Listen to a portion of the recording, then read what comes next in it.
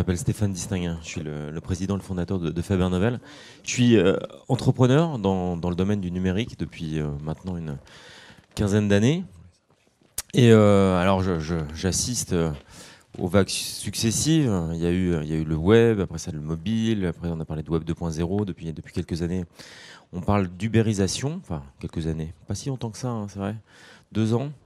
Euh, c'est évidemment Uber un modèle qu'on regarde beaucoup. Alors Francis le disait tout à l'heure, parfois avec envie, parfois avec frayeur. C'est souvent un mélange des deux parce que c'est un nouveau monde qui vient. Une plateforme comme Communauté y contribue. C'est aussi pour moi l'occasion d'appuyer sur quelques, j'allais dire, invariants de cette grande révolution numérique. Et je pense que la conversation qu'on a aujourd'hui, enfin ces débats, n'aurait pas été rendu possible sans Internet. Hein, on le voit bien, cette démonstration vous a été faite depuis un navigateur. C'est là encore, hein, même s'il y a une petite page 404 à un moment, c'était quelque chose qui était assez peu imaginable il y a encore quelques années. Et que ce qui est déclenché, pour moi, c'est un élément, une personne que j'aime beaucoup dans la Silicon Valley qui s'appelle Benedict Evans, qui est d'origine anglaise, qui est aujourd'hui analyste dans le plus grand fonds de capital risque de la Silicon Valley qui s'appelle Andreessen Horowitz, et qui dit que dans l'informatique, il y a deux seules façons de gagner de l'argent, c'est faire du bundling et de l'unbundling. C'est donc en fait un mouvement où en fait à certains moments on dissocie les offres et puis à un moment on les réassocie, qu'en fait l'offre, ce mouvement, est donc une autre façon de parler d'ubérisation dans nos domaines, dans nos marchés, qui est le fait de bien réfléchir au fait qu'à certains moments, on est dans des moments où on va désagréger en fait une offre, et puis à d'autres moments, en fait, retrouver de la valeur et proposer en fait de gagner de l'argent.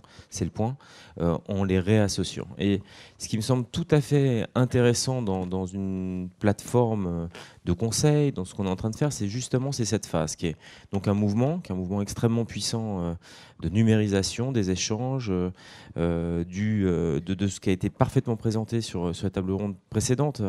C'est qu'on a un monde qui est de plus en plus complexe, donc plus en plus de questions. On a des usages qui apparaissent, la possibilité en fait d'avoir des usages plus faciles parce que le coût est un petit peu moins élevé. Et puis ensuite aussi, on est porté, et c'est l'incidence, et c'est là où c'est un de mes sujets favoris. On voit que on n'est pas uniquement sur des sujets qui sont des sujets de professionnels, mais des sujets qui sont des sujets de société plus généralement.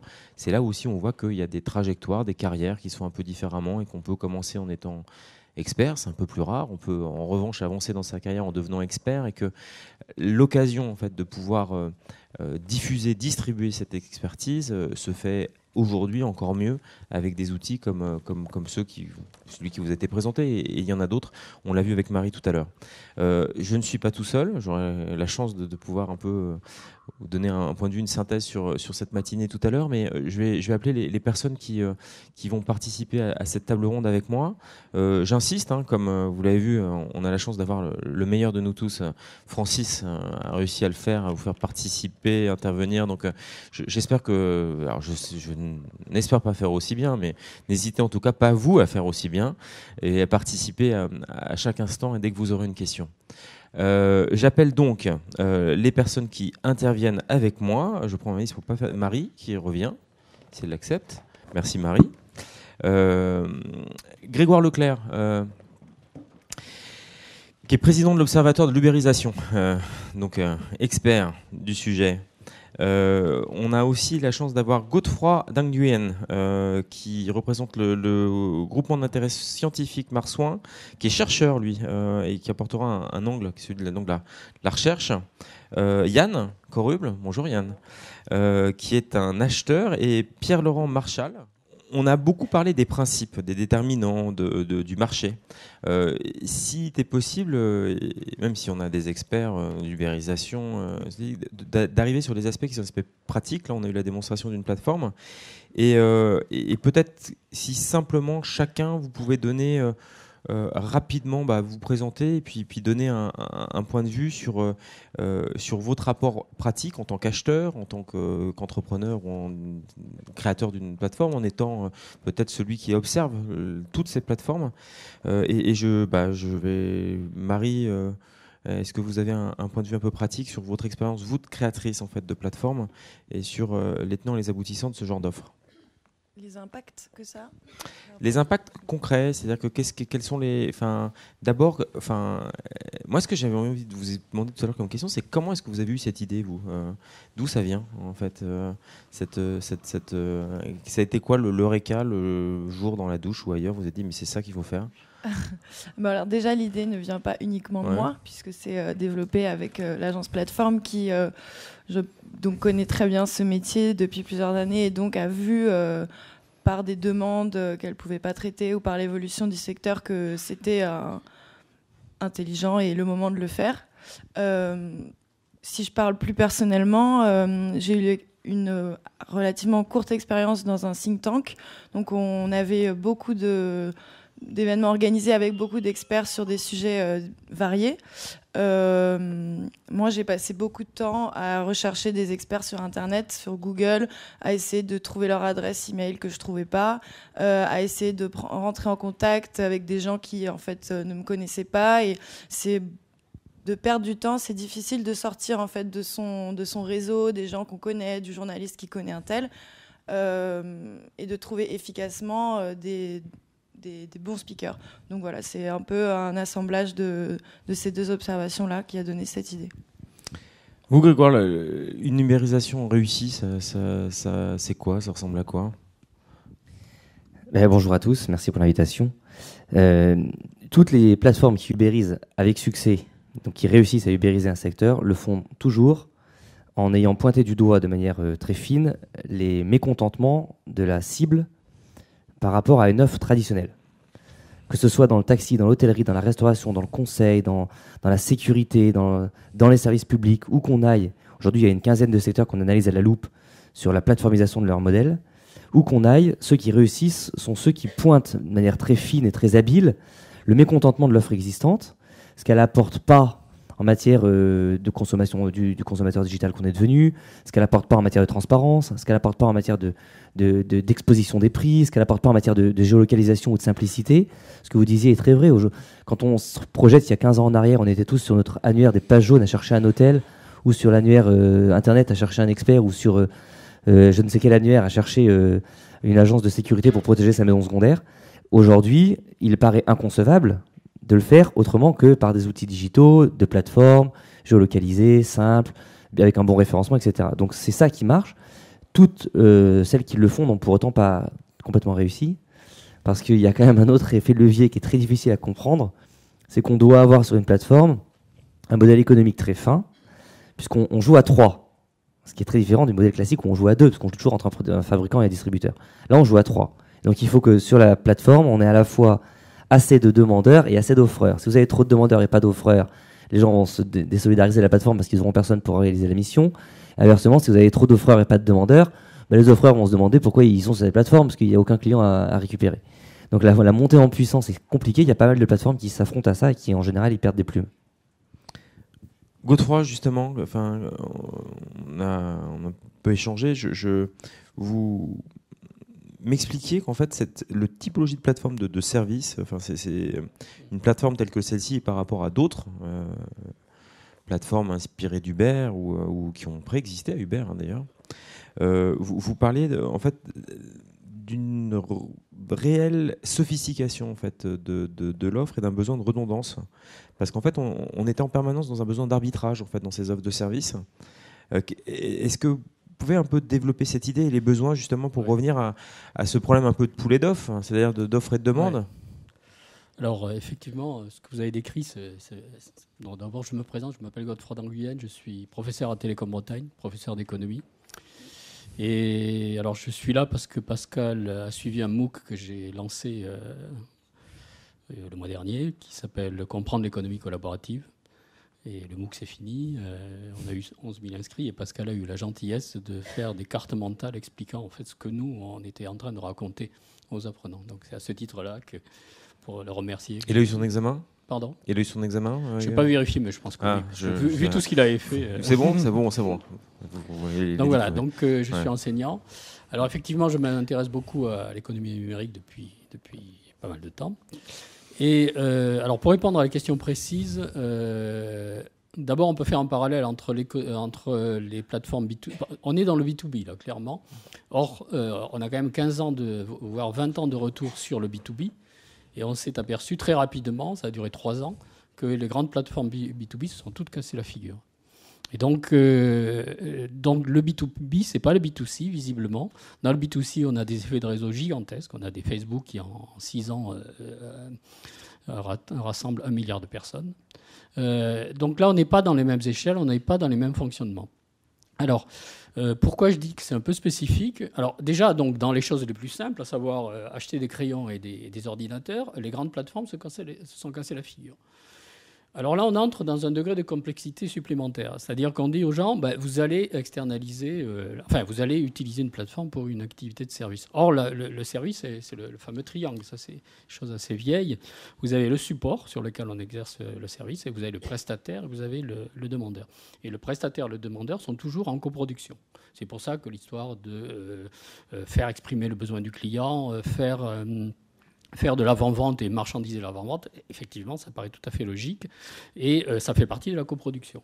Donc on est dans une construction assez sophistiquée qui, bien évidemment, peut être fitée pour 2 individus et pas fitée pour 2 autres, alors qu'a priori, on aurait pensé qu'il l'était plus. Voyez. Donc on est toujours en incertitude pour savoir si la personne avec qui on va faire affaire sur une prestation de service sera la bonne personne, au-delà des garanties nécessaires de compétences, etc., de disponibilité et de travail. Donc on est toujours en arbitrage entre finalement un problème classique de toutes les entreprises en innovation, c'est-à-dire arbitrage, exploitation, exploration. Est-ce que je mets beaucoup de sous dans mon innovation ou est-ce que je me contente de faire de l'innovation incrémentale, etc. Donc, pour le conseil et le service, c'est un peu la même chose. Donc, on est vraiment dans des modèles très particuliers. Ce qui me fait penser que probablement, il n'y aura pas de grand... dans la mesure où, d'une part, les grandes plateformes B2B ont échoué sur des choses simples, a fortiori, elles vont échouer sur les choses compliquées. Donc, ça veut dire que vous avez fait le bon choix, si je puis dire, de ne pas viser le monde parce que vous ne l'aurez pas, clairement. Et pourquoi vous ne l'aurez pas? Pour plusieurs raisons. Premièrement, parce qu'il y a des marques fortes. Les grands cabinets de conseil, ils sont grands pas parce qu'ils sont grands. Ils sont grands parce qu'ils ont une marque. Cette marque, souvent, provient de leur qualité de screening. Ce n'est pas pour rien qu'ils vont chercher les meilleurs esprits dans les meilleures écoles. Ce n'est pas par hasard qu'ils les payent très cher. Et donc, forcément, ces gens-là, ils ont un avantage concurrentiel énorme. Donc, tout ça, ça se traduit par leur nom, leur marque. Et, comment dirais-je, déboussoler ce genre d'acteurs, ça va prendre du temps pour les raisons que j'ai expliquées, parce que chaque individu, finalement, est relativement petit par rapport à la prestation, et il en faut beaucoup pour véritablement prendre un marché. Donc je pense que le vrai enjeu, ça sera ce dont vous avez parlé, c'était très intéressant ce que j'ai écouté ce matin, c'est-à-dire comment je gère la qualité, comment je gère le rapport client. Alors après, comment je gère la variété et comment je gère aussi la redondance. C'est-à-dire qu'une plateforme devra toujours, comme Inoté, devra toujours être capable de mettre 2 commissaires aux comptes, 3 spécialistes de je sais quel langage informatique, ésotérique, etc., etc. Donc redondance pour la continuité de la prestation et variété pour de temps en temps pouvoir explorer. Je pense que ça, si Inoté sait faire ça, il a son business model. Le point de vue de Yann, qui est à la fois un client, puisque c'est un responsable de fonction achat, grandes entreprises, mais aussi, je crois qu'une affinité assez forte avec les startups, pouvoir avoir accompagné même des projets de plateforme dès le milieu des années 2000. Donc un point de vue particulier. Là encore, merci pour l'invitation. Et brièvement, en vous écoutant ce matin, je me suis dit, on est rentré en contact parce que j'étais directeur achat, notamment, j'ai acheté toute l'ingénierie du groupe Areva, worldwide, et sur la France, exclusivement la France, c'était 150 millions d'achats, et j'ai déroulé ce que tout acheteur sait faire, le category management, on définit un certain nombre de fournisseurs, et c'est exclusivement avec cela que les utilisateurs, les prescripteurs doivent travailler. Mais en fait, au-delà de ça, j'ai après pris la direction des achats d'une ingénierie du groupe Areva. Donc là, je suis passé non plus en corp, mais côté opérationnel. En parallèle, j'ai aussi travaillé pour une boîte de conseil, pour les aider à organiser leur rang 2. C'est-à-dire les fournisseurs qui ne faisaient pas partie du panel, quoi qu'on en dise, il y a toujours des fournisseurs qui continuent de travailler, même en dehors du panel, et un acheteur, soit il l'ignore, soit il se dit, mais comment je fais pour justement continuer à évangéliser, à ramener tout le monde dans le panel pour pouvoir avoir une meilleure visibilité. Quatrième aspect, pourquoi aussi je pense pouvoir partager mes expériences, c'est que moi-même j'ai été approché il y a une quinzaine de jours par une société, je ne vais pas dire comparable, mais confrère,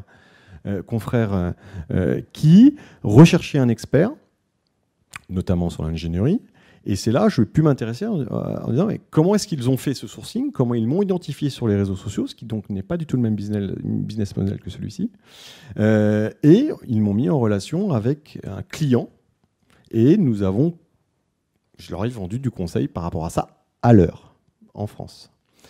Et enfin, dernier aspect aussi, j'ai un de mes anciens homologues qui lui a acheté toute l'ingénierie du groupe Airbus, donc 2 milliards, qui m'a appelé il y a 6 mois. Il me dit, je vais lancer une plateforme de conseil, exactement le même style, mais lui, il l'a orienté sur l'aéro, bien évidemment, parce qu'il avait un réseau sur l'aéro. Et donc, tout ça pour vous dire qu'il y a plein d'angles sur lesquels je suis convaincu que la plateforme l'ubérisation, la plateforme du conseil, de la prestation intellectuelle au sens global du terme, va évoluer. Je vous rejoins complètement sur votre analyse, parce qu'il va y avoir de plus en plus de freelance. Et quel que soit ce qui va se passer au mois de mai, il va forcément y avoir de plus en plus de freelance, parce que le monde de l'emploi en France est compliqué et qu'il y a de la place pour tout le monde. Qu'ensuite, dans les grands groupes, on parlait tout à l'heure, oui, mais les acheteurs vont bloquer, etc. Eh bien, j'ai tendance... Chacun sa philosophie, mais pour moi, un acheteur n'est qu'un intermédiaire. Un acheteur, il est là pour servir un client interne. Son job d'un acheteur, c'est d'aller de trouver le meilleur ou la meilleure entreprise qui va répondre à ce besoin. Sinon, pour moi, il y a quelque chose qui va pas dans le système. Et que justement, là, vous allez répondre. Après, on pourra peut-être en discuter sur quel angle vous pouvez adresser les acheteurs. On ne parle pas à un directeur financier de la même manière qu'un directeur d'usine ou un directeur achat, ou peu importe. On a toujours des éléments de langage très particuliers. L'acheteur, c'est quelqu'un qui veut aller au plus simple, au plus vite. Et donc l'idée, c'est de lui dire, arrêtez de passer effectivement 3 plombes sur Internet pour aller chercher, etc. Parce qu'on vous a imposé, le prescripteur vous a imposé Société Tartampion ou l'expert Marcel, et que vous allez, vous en tant qu'acheteur, lui démontrer que vous allez avoir une valeur ajoutée et que vous allez trouver meilleur et moins cher. Et exactement ce que vous dites, ça coûte, personne ne le fait, mais ça coûte des fortunes.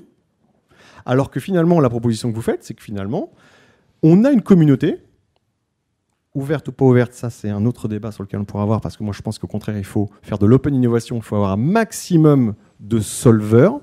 Je ne sais plus où est le monsieur de tout à l'heure, mais de solvers. Il doit y avoir un maximum de solvers. Et je vous rejoins sur des métiers, d'avoir des profils qui soient à peu près similaires, mais qui n'ont pas forcément les mêmes expertises, puisque vous aviez vous-même dit que 30% des problématiques sont résolues par des non-experts. Donc c'est là, quelque part, il y a un tiers du business qui va se faire, je ne sais pas comment, parce que si vous rentrez les mots-clés, qu'il n'y a que les experts qui vont les rentrer, mais de l'autre côté, il y a 30% de personnes non identifiées par les mots-clés qui vont pouvoir résoudre le problème.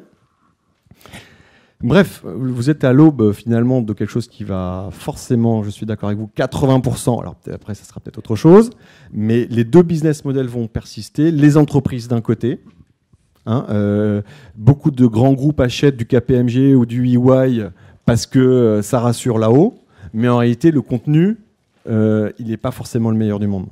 Voilà. Donc du coup, je suis convaincu qu'il y a de la place pour tout le monde et que l'ubérisation de la prestation de conseil, si elle est bien managée par tout le monde, et notamment par les acheteurs, s'ils comprennent ça, ça va forcément leur faciliter la vie.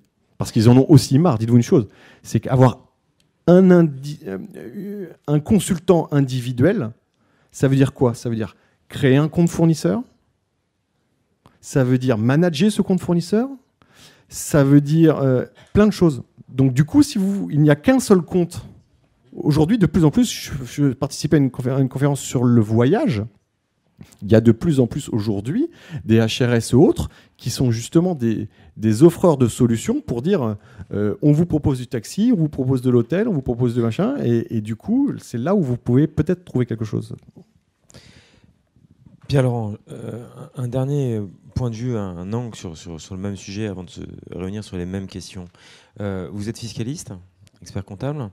On voit bien que dès qu'on parle d'ubérisation, on pense au statut en fait, hein, l'expert, du solveur, du chauffeur quand il s'agit d'Uber.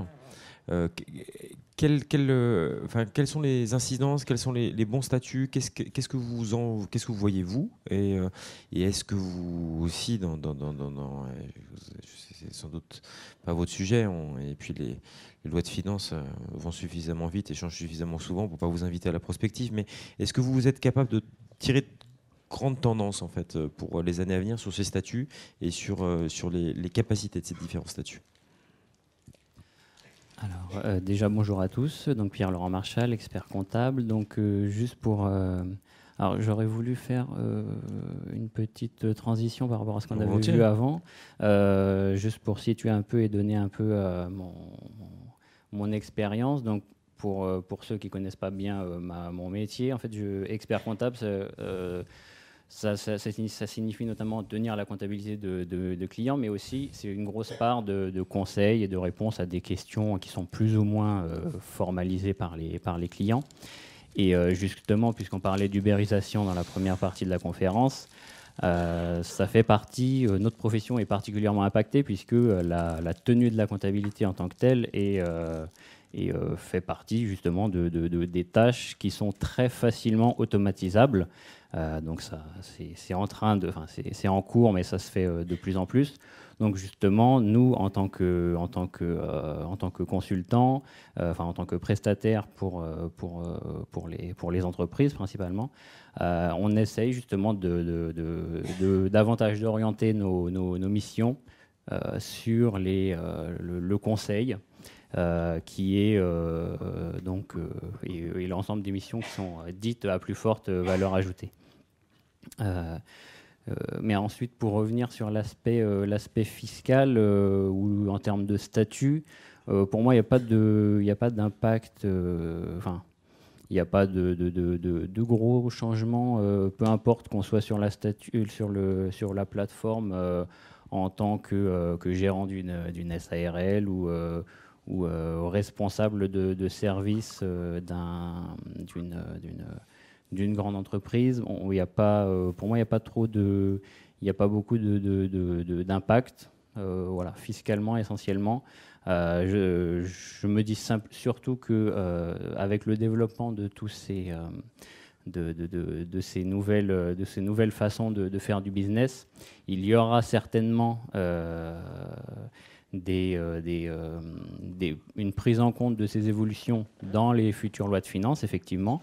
Ça, on le sait, puisque ça commence, c'est en cours, comme on a l'exemple récent de la fiscalisation des prestations de Airbnb et autres plateformes de ce type-là. Donc forcément, si des plateformes de conseil se démocratisent, il y aura forcément l'administration, le législateur va forcément mettre son grain de sel là-dedans. À ce jour, il n'y a pas de statut, rien n'est prévu de particulier, mais effectivement, c'est clair que ça va évoluer avec l'évolution des pratiques. Ça, c'est certain. Vous voulez réagir, Yann ? Je voulais dire que par contre, j'y vois immédiatement un impact possible pour les personnes en contrat CDI ou CDD en France, parce que un certain nombre d'entreprises, voire un grand nombre d'entreprises, font signer une clause dans le contrat de travail qui impose aux salariés de ne travailler qu'exclusivement pour cet employeur. Et que si demain se répand cette possibilité pour chacun d'entre nous, parce que nous avons tous collectivement et individuellement des compétences, voire des expertises, si nous souhaitons y apporter, avoir cette rémunération complémentaire, il peut y avoir au niveau du contrat de travail potentiellement, si on veut être éthique, si on veut être transparent vis-à-vis de son employeur, un sujet. Moi, je voudrais réagir sur 2 petits points. Le premier, c'est concernant l'expertise comptable. Effectivement, l'expertise comptable, comme un certain nombre de métiers juridiques, est assujettie aujourd'hui à une pression forte de la part des nouvelles technologies.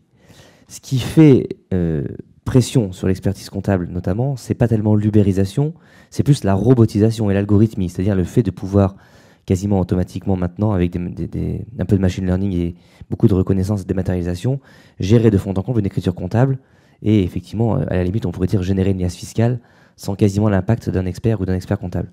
Et donc de plus en plus experts et de moins en moins comptables, comme dit la profession. Le deuxième sujet, c'est que oui, ça a un impact, moi je pense que ça a un impact sur la façon dont on travaille. Effectivement, si on s'inscrit sur une plateforme en tant qu'indépendant, alors aujourd'hui les gens choisissent l'auto-entrepreneuriat, quand ils grandissent, ils choisissent la SASU parce que c'est plus facile en matière de protection sociale et ça leur permet de s'extraire des fourches codines du RSI. Ils ont une position d'indépendant, ou en tout cas, ils ont une position de prestataire vis-à-vis de la plateforme qui est un offreur par rapport à la plateforme qui est donneur d'ordre. Et c'est elle qui fait l'écran par rapport à la grande entreprise qui achète la prestation et qui donc porte le risque de la réqualification en contrat de travail au lieu que ce soit la grande entreprise qui le fasse. Avant, la grande entreprise Areva, par exemple, fait appel à un prestataire indépendant pour faire une mission d'ingénierie, sauf qu'elle l'emploie, enfin, elle lui confie une mission qui dure 250 jours dans l'année. Donc, effectivement, au bout d'un moment, et il y a de la jurisprudence là-dessus, à n'en plus finir, le prestataire indépendant est en droit de se demander si oui ou non il est vraiment indépendant, ou si, étant donné qu'il est en dépendance économique, il est en réalité dans une position qui s'apparente plus à celle d'un salarié qu'à celle d'un indépendant. Mais avec l'intermédiation de la plateforme, c'est la plateforme qui porte ce risque, puisque finalement c'est la plateforme qui, elle, facture à Areva des tonnes de prestations, quelles qu'elles soient, de plusieurs indépendants pendant des temps plus ou moins variés, etc. Mais en revanche, chaque indépendant, lui, contractualise avec la plateforme. Et donc c'est à ce moment-là, et c'est ce qu'on a vu avec Uber en Angleterre et aux États-Unis, et avec Take It Easy en France, cet été, on a des auto-entrepreneurs ou des entrepreneurs individuels qui disent moi, je suis désolé, je suis en situation de dépendance économique, je gagne 99% de mon chiffre d'affaires sur votre plateforme, je suis connecté en permanence sur l'application, même si c'est de mon libre arbitre, et donc je demande d'être qualifié en salariat, ce qui est un impact important. Enfin, c'est un sujet politique et de demain. Grégoire a raison, et ça va dans le sens où, pour moi, il faut ouvrir sur un maximum de solvers, et que l'un des KPI que peut avoir justement la plateforme, c'est justement de mesurer ce taux de dépendance par le truchement de la facturation, via le taux horaire versus plutôt 220 jours par an. Et clairement, là, ils peuvent dire « Ah, attention, warning, vous êtes à 60% de... » Enfin, si vous considérez, il y a une norme en France, entre 20 et 25% de taux de dépendance, etc. Attention, vous êtes à 15% de facturation, à 15% de facturation, et ça voudra dire que quelque part, vous allez pousser un peu vos solvers à aller vers d'autres plateformes. Et pour moi, l'expertise, elle ne s'enrichit que par les expériences multiples et variées que l'on peut acquérir au cours de sa carrière. Et que du coup, le fait d'être enfermé dans une plateforme, à titre perso, ça peut m'intéresser. En revanche, je vous dis, la clause de non-concurrence, vous l'oubliez avec moi. Et clairement, là, du coup, d'autres plateformes vont adresser d'autres clients que vous n'avez pas. Et du coup, c'est comme ça que l'expertise va en même temps s'agglomérer et s'enrichir. Vous voulez intervenir sur ce sujet ? Oui, je voulais rebondir donc sur ce qu'on disait tout à l'heure. Effectivement, quand vous me parliez de statut, j'avais plus en tête le statut du freelance qui, lui, est... voilà, je disais que ça n'avait pas d'impact, c'est que ce soit une SARL ou quelqu'un qui travaille en nom propre. Mais effectivement, pour rebondir sur les propos de Yann, il s'agit d'une personne qui, par ailleurs, est en CDI et qui, en dehors de ce contrat, veut réaliser des prestations donc pour son propre compte, alors là, effectivement, elle doit obligatoirement se créer un nouveau statut qui sera à minima un statut d'auto-entrepreneur, ou voilà, ça sera un minimum. Godefroy, est-ce que, selon vous, il y a des catégories qui se subérisent ? Je parle comme Tout à l'heure, Yann parlait de catégories. Je parlais plutôt dans les prestations de conseil, de services. Donc, les métiers, on pourrait en parler longtemps avec Grégoire. Mais la question est plutôt aujourd'hui sur les prestations dites intellectuelles. Est-ce que vous voyez en fait des catégories ou des sujets sur lesquels on retrouve en fait soit plus, soit moins, c'est selon ce que vous identifiez tout à l'heure comme étant des problèmes d'arbitrage? Moi, je crois que ça a été déjà dit à la table ronde précédente, c'est-à-dire tout ce qui est modularisable ou discrétisable et facilement ubérisable, clairement. Tout ce qui est standardisable aussi est relativement ubérisable.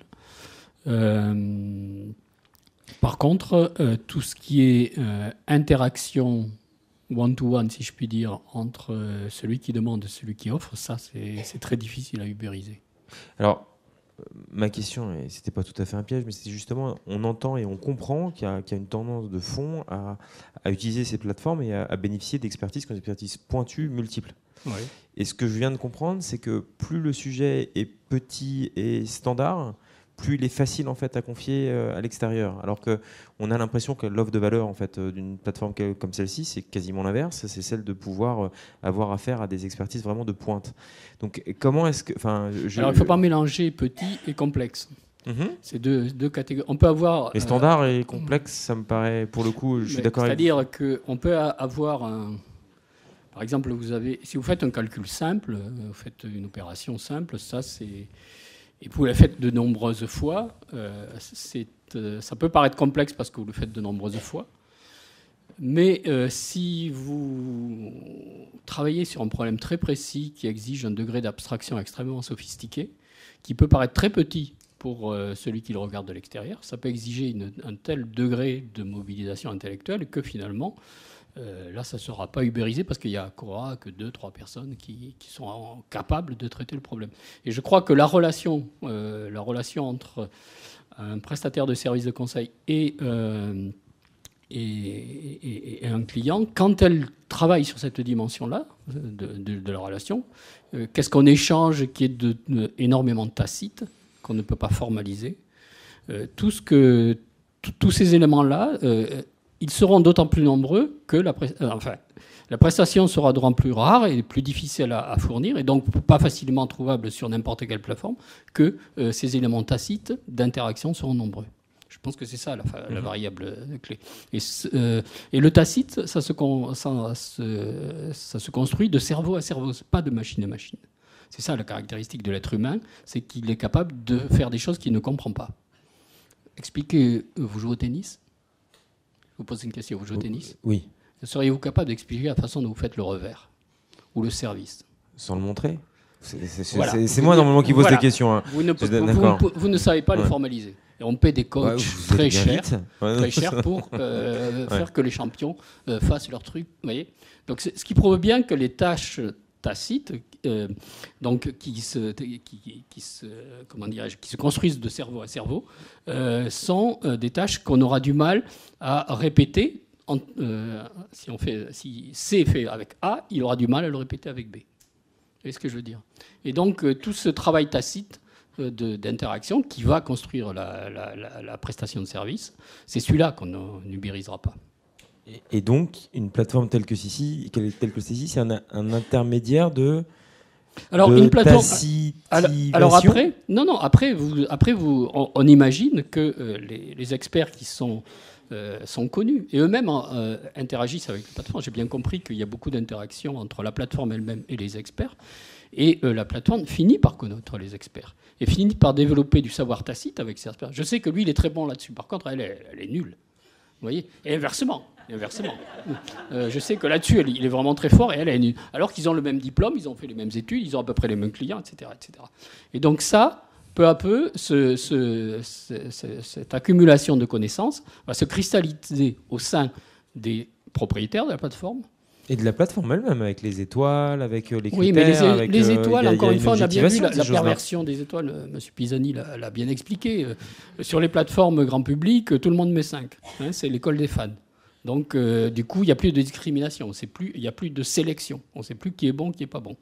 Alors, sur le service, ça va être encore pire parce que c'est tellement subjectif, vous voyez, que finalement,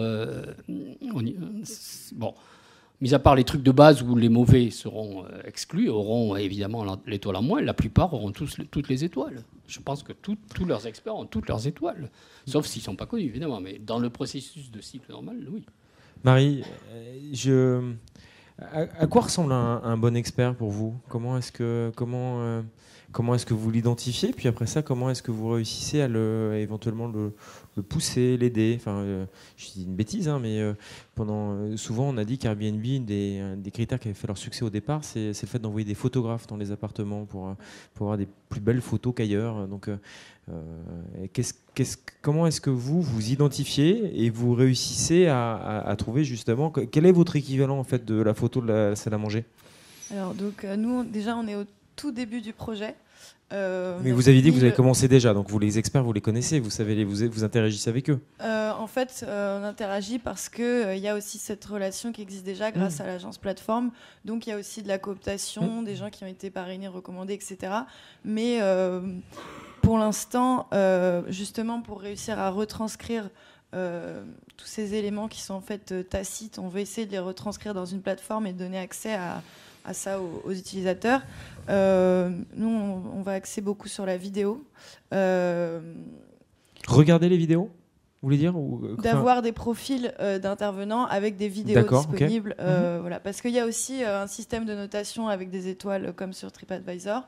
Qu'on a essayé de penser au mieux avec le retour organisateur, un critère d'expérience et un algorithme qui calcule l'activité sur la plateforme. On essaye de en fait donner le plus d'informations possible pour que justement ces informations tacites soient accessibles à tous et pour évoluer en fait et mettre certains speakers en avant, ça va être surtout grâce au retour des organisateurs, aux commentaires et aux recommandations qui vont être visibles en ligne. Et vous, en tant qu'acheteur, Yann, qu'est-ce qui, pour vous, comment est-ce que vous le reconnaissez, ce bon expert ? C'est un vrai sujet.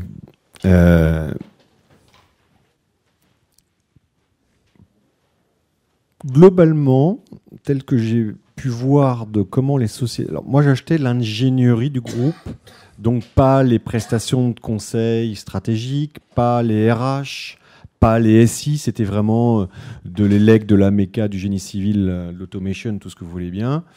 Il y a deux business models. Il y a le business model des forfaits. Là, vous avez un cahier des charges, vous mettez 3 mois pour faire un cahier des charges et vous lancez le cahier des charges et la société s'engage avec les équipes. Voilà. Ou de l'assistance technique. Le mot est... Voilà, c'est de l'assistance technique. Vous achetez... soi-disant une expertise, une compétence. Plus exactement, vous achetez une compétence. Et pour l'avoir vu aussi de l'autre côté, de la façade, comment ça fonctionne ? C'est vous, en tant que client, vous envoyez le cahier des charges, vous dites j'ai besoin de quelqu'un qui va me faire une note de calcul de génie civil sur... Et puis finalement, la prestation d'ingénierie, il n'y a pas que, mais je pense au Altran, Alten, machin, etc. Ils vont trouver dans leur vivier quelqu'un qui est disponible. C'est leur critère. C'est quelqu'un de disponible. C'est pas quelqu'un qui sait faire. C'est quelqu'un qui a fait l'école de génie civil, qui sait parler un peu de génie civil, qui a un peu un cerveau qui est capable de faire quelques calculs. Voilà. Et ils vont vous dire, c'est lui qu'il vous faut. Et c'est pas pour ça. C'est parce que le mec, il est juste en intercontrat. Ça, c'est leur première tâche. Donc pour moi, ça, déjà, c'est pas l'expertise. Deuxièmement, ils vont le coacher pour voir le responsable du génie civil dans votre société. Ils vont lui expliquer, ils vont le préparer à l'entretien. Pour que le mec, il est super bon, il sait faire, mais il n'a peut-être pas le savoir-être. Ils vont le coacher sur le savoir-être en entretien. Donc, si ça se passe bien, il gagne l'affaire. Le lundi matin, il va aller faire ce qu'on lui demande pour 3 mois. Bon, note de calcul, on ne va pas mettre 3 mois non plus. Mais bon, on va lui demander de faire du design de je ne sais pas quoi. Il est là pour 4 mois, pour 3-4 mois. Globalement, le prescripteur qui a sélectionné, il en a vu 3 ou 4, il va sélectionner et il va s'apercevoir, bon, finalement, le mec, il n'est peut-être pas aussi bon que ça. Mais il va se dire, là, je ne peux pas dire parce que c'est quand même moi qui l'ai un peu choisi. De l'autre côté, si je dis qu'il n'est pas bon, il va me falloir 1 mois pour en avoir un autre. Et moi, j'ai pas le temps. Donc, globalement, il va s'auto-satisfaire de cette décision-là. Et les 3 mois se passent, le contrat se termine, et après, si vous voulez faire correctement le boulot de savoir est-ce que ça s'est bien passé, vous allez envoyer un questionnaire de satisfaction au prescripteur qui va lui dire super, hein, génial, le mec était super bon, etc. Mais évidemment, parce qu'en fait, il n'a pas acheté une expertise, il a acheté un savoir-faire immédiatement disponible et il va devenir son manager quelque part. On en revient après au deal marchandage et autres. Et c'est pour ça que pour moi, ce type de plateforme n'a rien à voir. Vous, c'est de l'expertise absolue. Et elle doit être courte. Après, je peux imaginer que le business model fait que si c'est une mission de 6 mois, c'est super royal au bar. Mais ce n'est pas l'objectif. C'est l'expertise, c'est vous voulez répondre à un client à un besoin d'expertise, exactement ce que vous dites. Il est 10 heures, demain matin, je dois donner telle information à mon DG. Et ça, même chez les CAP, même chez les EY, etc., ils ne le font pas. Et c'est exactement ce que vous disiez tout à l'heure, c'est quelle est l'insatisfaction client. Et là, je peux vous assurer que sur les prestations de conseil et même les recrutements et plein de choses, les utilisateurs ne sont pas satisfaits des prestations de conseil qu'ils achètent, voire qu'ils utilisent. Eh bien, c'est sur ça qu'effectivement, me semble-t-il, il faut surfer avec cette agilité, cette expertise et à un prix correct parce que justement, vous n'avez pas les mêmes charges fixes que les grands cabinets. Et du coup, vous allez pouvoir aller voir l'acheteur en disant référencer ma société de plateforme, voilà mon cabis, voilà mon machin. Donc il a un compte à acheter et à créer. Et ensuite, après, le flux se fait au quotidien avec un expertise de jours de finances, de qualité, d'expertise comptable fiscale sur tel truc, etc. Et c'est là où ça va exploser, à mon avis. J'ai une dernière question à poser à tous nos intervenants, mais vous en avez peut-être Oui, madame. C'est plus en effet un témoignage. Je réagissais en effet à tout ce qui a été dit parce que... Pardon. En ce qui me concerne, en fait, moi j'ai fait 14 ans en fait, de sourcing pour une société, on va appeler ça une société de service, mais c'est un groupe quand même comme Vinci.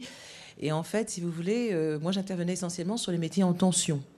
Alors, certains métiers sont en tension. Par exemple, la sécurité des systèmes d'information. Vous avez de véritables experts. Je ne parle pas des aspects techniques, mais des personnes qui interviennent plus sur les aspects de gouvernance ou aujourd'hui de fraude ou même de tests très spécifiques. Et donc, là-dessus, moi, j'ai expérimenté des plateformes depuis très longtemps. Et contrairement, justement, au profil qui a été défini de sociétés de services qui mettent, en effet, les personnes disponibles et en intercontrat à disposition, ça n'était pas notre cas, puisqu'on intervenait essentiellement, justement, sur de l'expertise ou sur des profils de consultants qui ont un savoir-être et une capacité justement à être agile pour travailler sur des sujets spécifiques, ce qui faisait qu'en fait, notre expertise, même si on avait voulu la vendre à court terme, on nous renouvelait en fait les contrats, ce qui posait le problème de requalification justement des contrats de travail pour certains, parce qu'on nous a confié des missions pendant 10 ans, par exemple.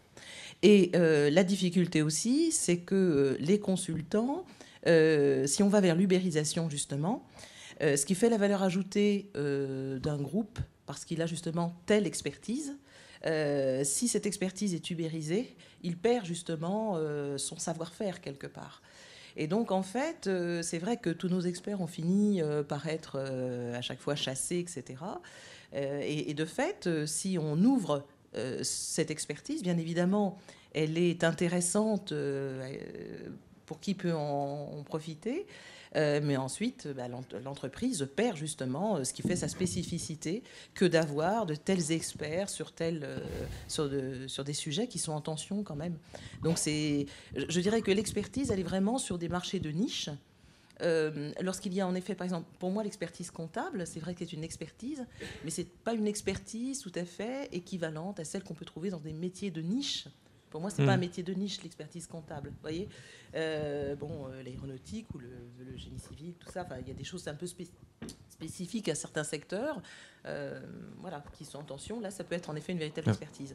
Après, on parle plus en effet de profil de consultant qui sont en effet plus adaptables et qui ont cette propension à investir des sujets nouveaux, en tenant compte bien évidemment de l'expérience, leur expérience antérieure, et surtout leur savoir-être aussi, parce que voilà, s'intégrer dans des organisations, comprendre les contextes, mobiliser d'autres personnes, etc. Ce sont des savoir-faire aussi. Merci. Voilà. Excusez-moi. Kader, vous vouliez intervenir ?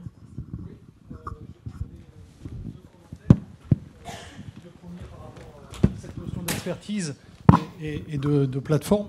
Évidemment que nous, on a orienté Innoté sur la partie expertise conseil, d'accord, et c'est vraiment, on se positionne véritablement sur du conseil en expertise, c'est le cas de le dire.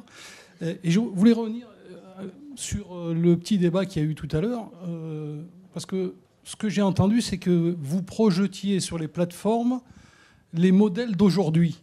C'est quand même un peu fou, ça. On est dans une société qui bouge, qui est en train de bouger en ce moment, d'accord, tant du point de vue social, sociétal notamment, et les plateformes en sont un des je dirais, des révélateurs, ok. Et on nous parle des 215 jours, des contrats, tout ça, mais si je ne m'abuse, il y a eu un rapport Terrasse il n'y a pas très longtemps qui a été remis au gouvernement, peu importe le gouvernement, d'accord, qui parle justement de tous ces changements à venir et je dirais, des ajustements ou des améliorations à faire du point de vue du législateur, du point de vue sociétal, du point de vue syndical et ainsi de suite. Donc, on ne peut pas décemment, entre guillemets, se dire la plateforme, ça marche comme ça ou ça marche de cette façon-là avec les lois d'aujourd'hui et le statut d'aujourd'hui. Je partage ce que vous dites, y compris à titre privé. En revanche, nous sommes en France. Force est de constater qu'un tien vaut mieux que deux tu l'auras. Et que, pour moi, l'un des intérêts d'une plateforme qui vante l'agilité, c'est d'être agile. Et pragmatique aussi, ça c'est un autre sujet. Donc aujourd'hui, force est de constater que le modèle, il est comme celui-ci. À vous de voir comment vous vous adaptez par rapport à ça. Et puis demain, voilà. Pour aussi en revenir, aujourd'hui, cette notion, je partage ce que vous disiez par rapport à... On a trouvé un super fournisseur ou des super fournisseurs de niche. On ne veut pas que Bouygues aille le voir, etc. Parce que, oui, évidemment, je suis d'accord. Sauf que, premièrement, on parle, quoi qu'on en dise, on parle d'individus qui sont libres de leur contrat de travail, qui sont libres de leur choix de vie, etc. etc. Et que si, aujourd'hui, il travaille chez Vinci et qu'après-demain, il aille chez Bouygues, vous ne pourrez absolument pas l'en empêcher. Et il est visible sur les réseaux sociaux. Comme vous dites, il y a des métiers en tension, etc. etc. Et à partir de là, ça, en tant qu'acheteur, on ne peut rien y faire, etc. Et regardez bien, aujourd'hui, de plus en plus, je ne citerai pas les noms de Nestlé, d'Unilever ou autres, mais eux, ils sont organisés sur l'open innovation. Ils ont sur leur site, clairement, une partie sur leur site institutionnel. Ils posent des problématiques et la communauté mondiale est capable de dire « moi, je propose d'y répondre comme ci ou comme ça ». Et en fait, c'est pour favoriser les startups, pour favoriser l'open innovation, etc., etc. Et c'est une tendance, à mon avis. La propriété intellectuelle ou la propriété industrielle, elle doit demeurer, mais on voit très bien que le partage de l'information, c'est exactement ce que vous disiez. On résout 30% des problématiques, ou certains de vos clients, par l'apport d'une intelligence qui n'est pas venue d'un expert. Et dernière chose, pour moi, votre cible, c'est d'abord les PME. Parce qu'aujourd'hui, la problématique des chefs d'entreprise, c'est qu'ils sont harassés de tout ce qu'ils ont de commerce, d'administratif, de fiscal, de tout ce que vous voulez bien, etc. Et globalement, ils n'ont pas le temps, ils n'ont plus cette capacité d'auteur de vue. Et du coup, quand ils ont un problème, je dis bien des PME, PMI, je ne parle pas des ETI ou des grands groupes, ils ne savent pas trop vers qui se tourner. Leur réseau n'est peut-être pas suffisant pour aller trouver l'expert fiscal qui va lui répondre de comment je fais pour défiscaliser un contrat que j'ai en Suisse. Je dis n'importe quoi, mais voilà. Et globalement, c'est là où vous avez une super valeur ajoutée.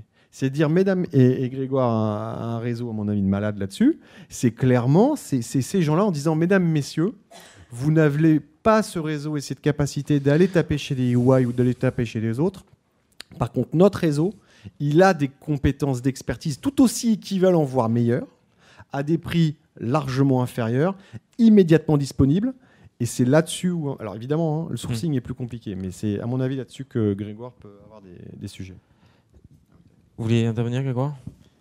Je vais juste prendre très rapidement un peu de hauteur par rapport au sujet. On est en France et il faut qu'on fasse évoluer le modèle politique, fiscal, social, législatif qui nous bride sur un certain nombre de sujets, notamment dans l'évolution de l'économie collaborative ou de l'économie de plateforme.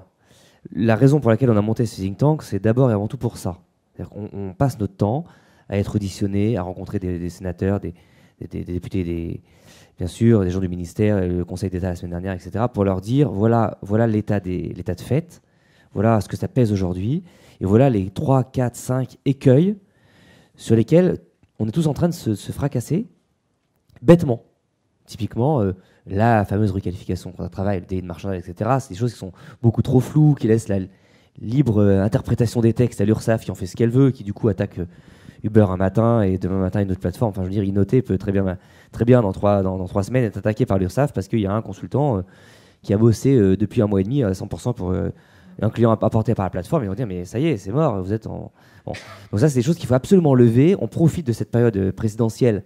Ça arrive tous les 5 ans, donc il faut en profiter. C'est maintenant pour leur faire changer les lignes, leur faire toucher du doigt ce qui est en train de se passer et leur dire allez, on casse les anciens modèles. C'est un chiffon rouge, je suis d'accord. On n'a pas tous les syndicats avec nous, on n'a pas un certain nombre de gens qui défendent des modèles anciens avec nous, parce que ça fait quand même 60 ans qu'on en vit, mais en même temps qu'on en souffre. Voilà. Donc il faudrait aussi qu'on arrive à bouger les lignes. Donc ça, c'est un peu compliqué, mais voilà. L'AUG existe en Allemagne. Non, ça existe en Allemagne. D'accord. Une question pour Marie et Pierre-Laurent, pour conclure. C'est... selon vous, et donc plutôt du côté expert,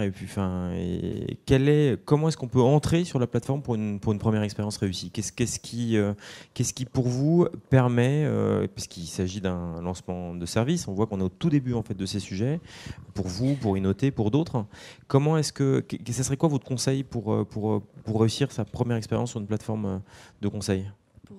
Quand on est un client ou quand on est un expert ? Si vous savez faire les deux, dites-moi les deux. Mais je pensais plutôt du côté expert.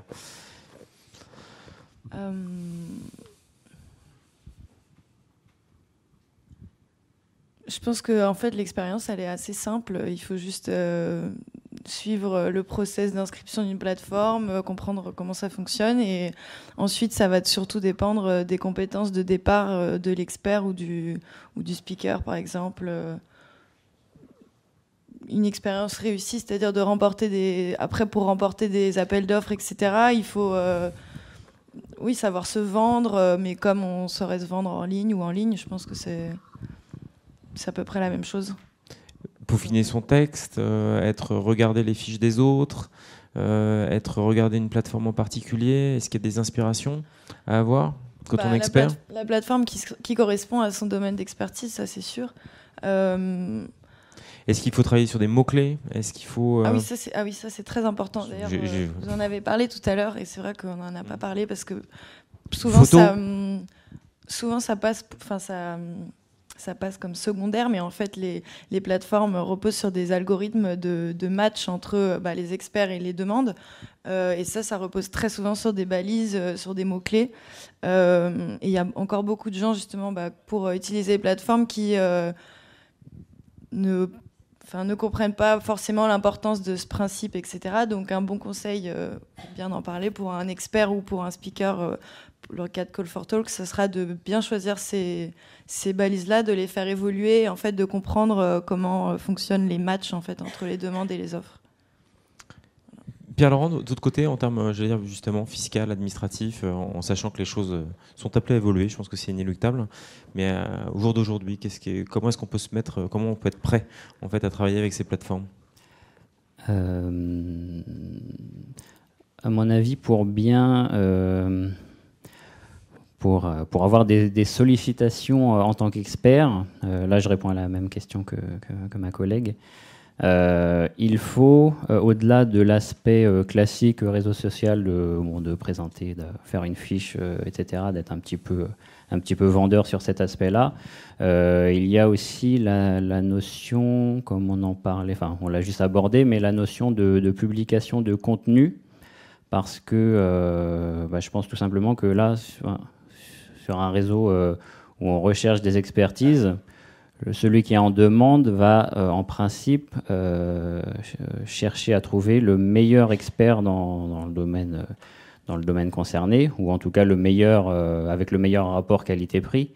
Donc je pense que pour donner des espèces d'ébauches ou des débuts de preuve de son expertise dans un certain domaine, ça doit passer notamment par la publication par des publications alors pas forcément des choses techniques, très très techniques dans un premier temps. Là, j'ai pas encore fait, donc, mais il faut pouvoir jauger, mais donner envie.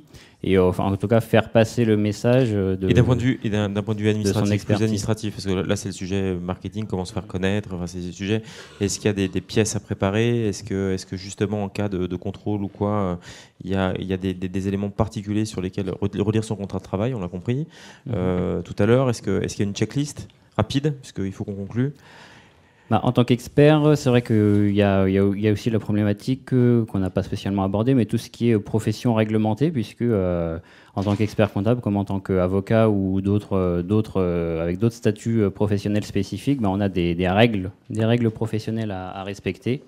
Et donc notamment en tant qu'avocat ou expert comptable ou autre, il faut prévoir notamment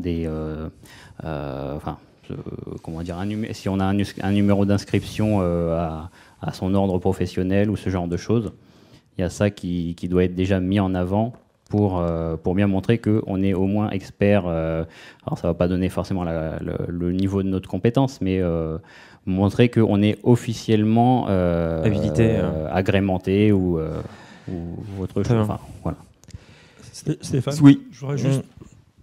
Je peux intervenir Bien sur sûr. le sujet qui est important, parce que dans le cadre de ma mission, moi, sur la plateforme, j'ai recruté pas mal d'experts, et on a découvert en fait que les experts avaient du mal à valoriser vraiment leur expertise, et surtout à en parler, et d'en parler facilement. C'est pour ça qu'on a lancé la web-série Paroles d'experts, et on est en train de lancer aussi un autre service, c'est les aider à formaliser leur offre sur une base de facturation à l'heure, ce qui n'est pas aujourd'hui dans leur schéma cognitif en fait.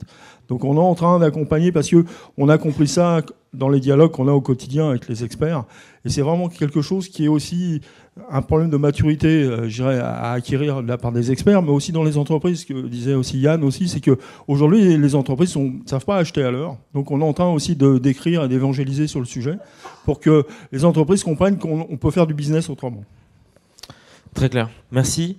Avant de passer la parole à Kader, qui assurera la conclusion, je retiens de ces deux tables rondes, et d'abord merci à tous d'y avoir participé.